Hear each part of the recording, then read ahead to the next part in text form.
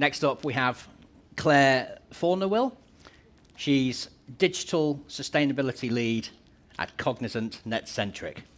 Claire is a Digital Sustainability Lead. She's part of the movement to green the internet by 2030, something that we've touched on in some of the technology-based sessions we've had already this show. And she is trying to do that by optimizing web performance and tracking the CO2 emissions per web page. This is something quite interesting, and I'm sure that people in the room have considered this, but a lot of people don't realise that every time they do a Google search or other search engines are available, they are actually creating emissions. We will talk about that, I'm sure. She's passionate about sustainability in her personal life, which is why she's on a mission to raise awareness that we all have a bigger part to play in reducing the carbon emissions of the internet, and that's also why she's here today. So please welcome Claire to our stage today. Thank you. Thank you. Okay, Claire. So how can sustainable technology and design contribute to addressing environmental challenges as big and important as climate change and resource depletion? I mean, I think we've already heard today from Google, I don't know if you made it to that previous session before lunch, that they do a lot of different things from using artificial intelligence to maybe see how they can see where flooding is going to happen, or using Google Maps to try and encourage people to walk or cycle and all these things. But what I always want to talk about and raise awareness about is that technology has its own carbon footprint, and I think it's very dangerous to say. I mean, I work in the space of digitalization, and I think it's very dangerous to say that digitalization is the silver bullet to everything, or artificial intelligence has all the answers, because artificial intelligence also has a carbon footprint. So I think whilst technology has a lot to offer in terms of what we can use it for, I think what it really comes down to is human behavior. So I don't think technology itself can solve climate change. I think how we use it and how we harness it is what will help us solve climate change. It's interesting, you're right, because a lot of the solutions that we talk about, certainly when it comes to technology, as you say, they have their own inherent problems as well. Data centers, I believe, the stats may have changed, but data centers account for more CO2 emissions than the aviation industry. Yes.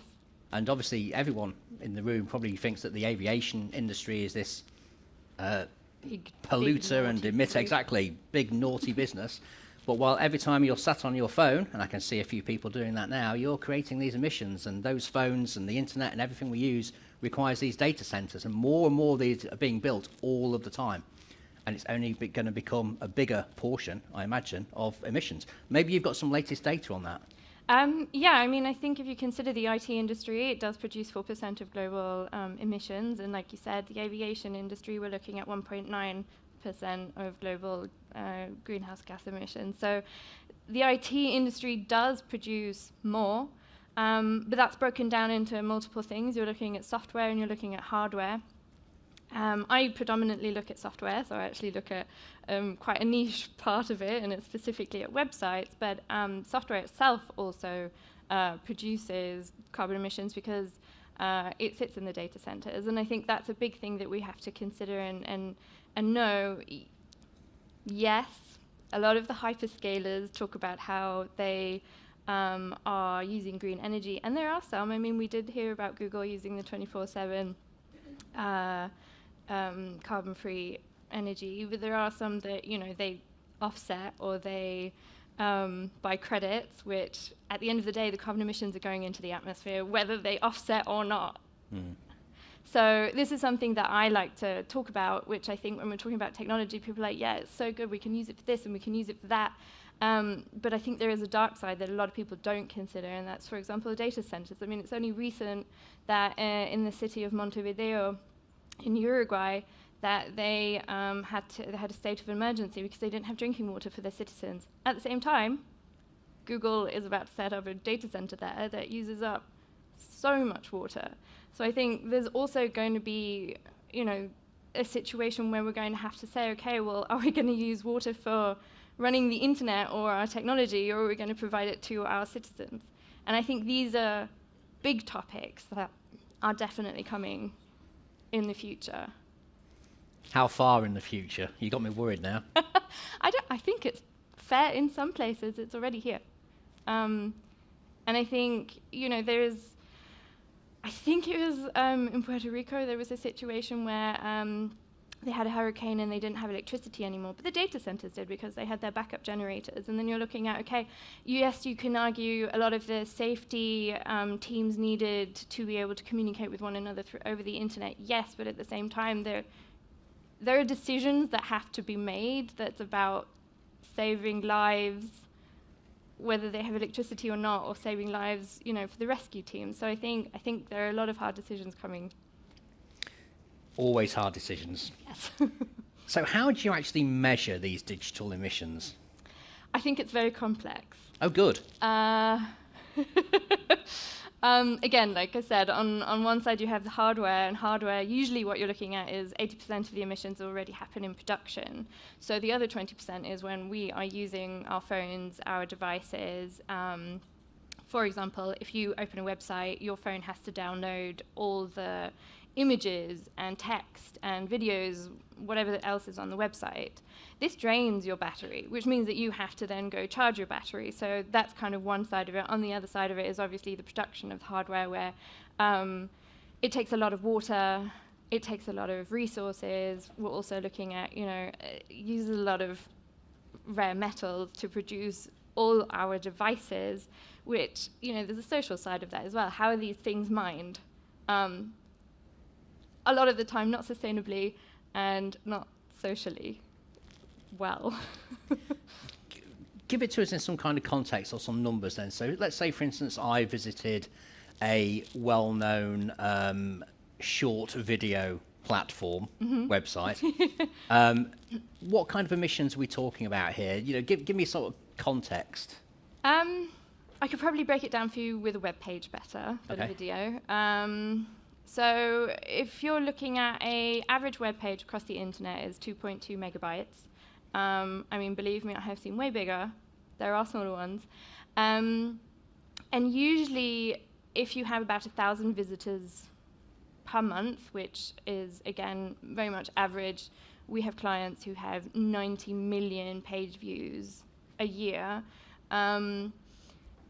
You're basically looking at carbon emissions of, and if you assume that every single web page on the internet was this 2.2 and every single web page had about 1,000 page views, you're looking at 141 metric tons of carbon emissions. I don't have the numbers specifically in my head, but that's around the number that it is. And when you consider that, I've seen pages that are 61 megabytes because they've got an auto-playing video on it. So I think the internet itself produces a huge amount of carbon emissions that a lot of people aren't even aware of, because again, the internet itself is not up in the air, and yes, it's in the cloud and most of it, but the cloud is still a physical data center or physical computer somewhere. So I think that's the issue that we see, but it's big, and every byte matters. What are some examples that you can think of sustainable technologies or designs that have the potential to revolutionize industries and promote a greener future? I find this a really hard question.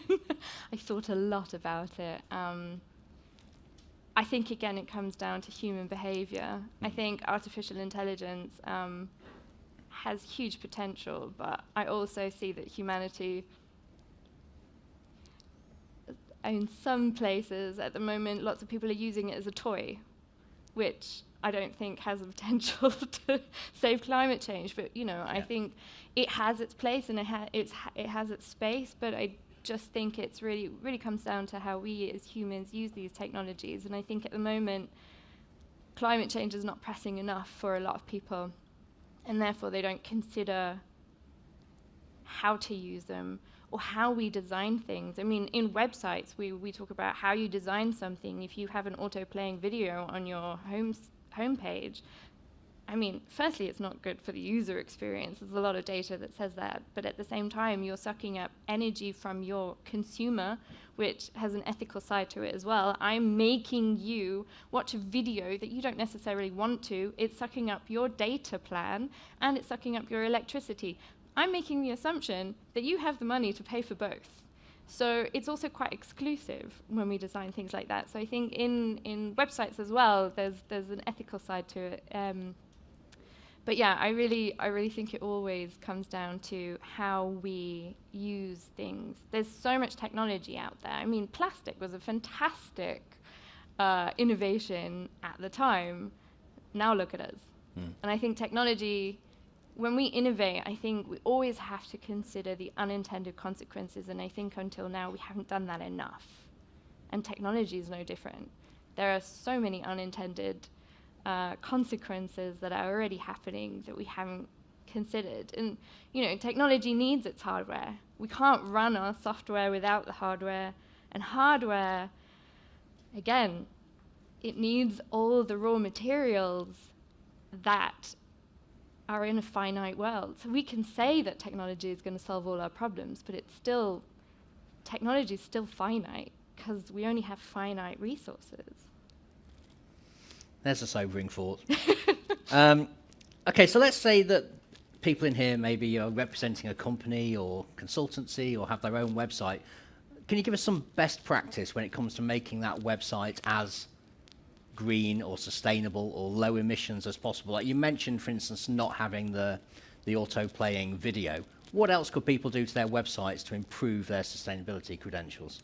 I think the first thing you have to do is make sure that you are using a green hosting provider. Now, usually green hosting provider can mean anything from, you know, using a hyperscaler who is offsetting or buying credits. They're still considered green.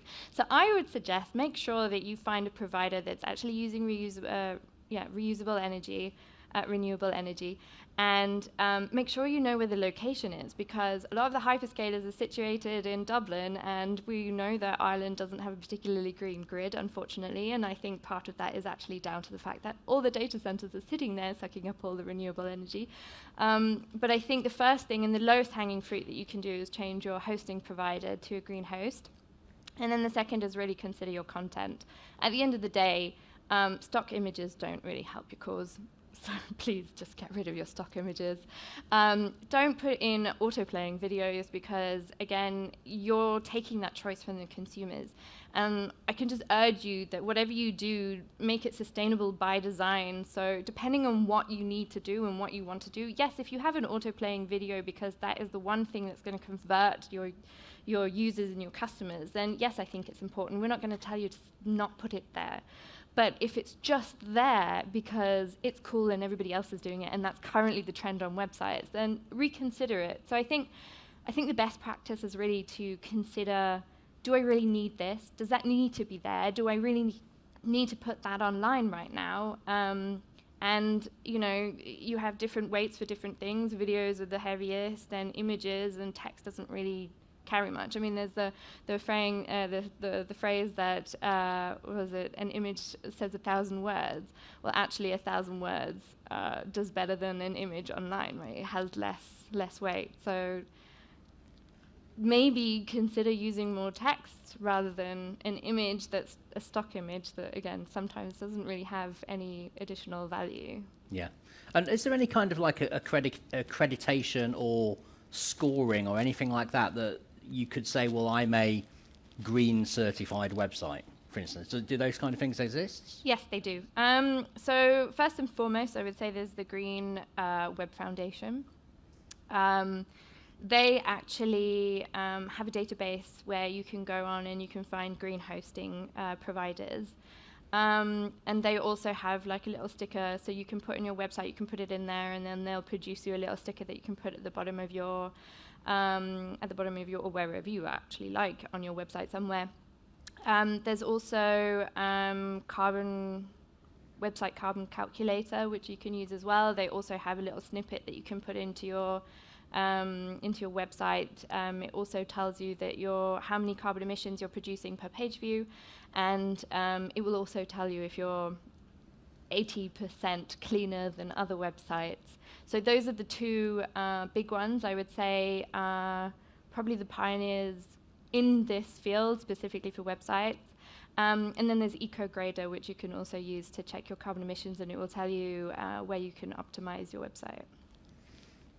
Okay, well, I know what the first thing is I'm doing when I get back to the office is checking out our stock images.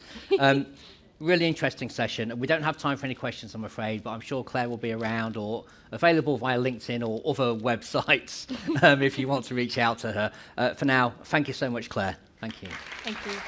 Thank you.